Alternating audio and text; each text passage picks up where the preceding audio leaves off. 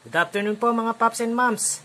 Ngayon po ay gagawa tayo ng hot cake de queso balls. Let's do it!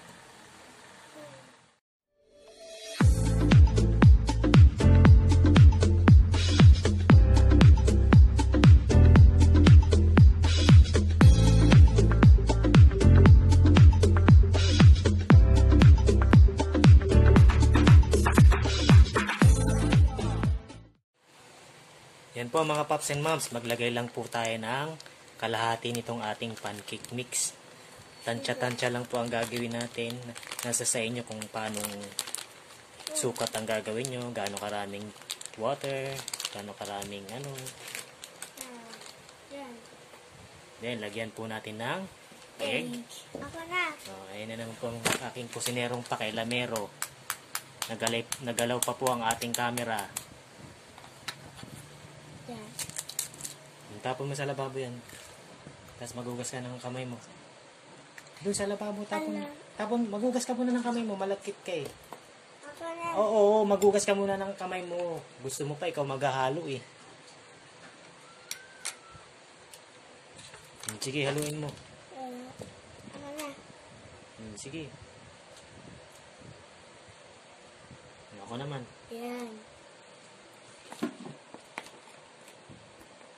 Ito po ang aming merienda ngayon. Dahil paborito ng ating kusinerong pakailamero to. Ngayon maglagay tayo ng water. Water. Konti muna. Okay. Sige. Ako na, para mabilis. Mamaya, ikaw naman magluluto, di ba? Wow na eh. Ayan po. Mix lang tayo ng mix yan hanggang sa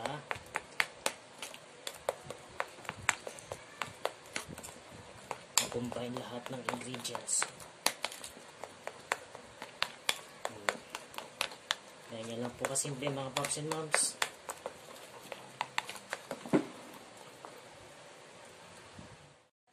Ito na po ang ating hot cake mix. Pwede na po natin siyang lutuin. Lutuin na natin? Opo. Okay. Siya. Yan po mga Pops and Moms. Nagpainit na po tayo ng mantika sa kawali. Ngayon, ito pong ating keso na nilagay sa toothpick. Ibababad natin dito. Tsaka natin i-deep fry. Yan po.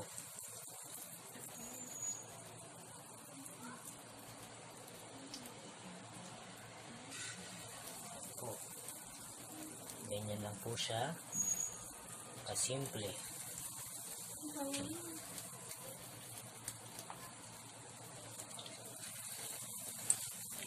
Hintayin lang po natin siyang medyo mag-golden brown.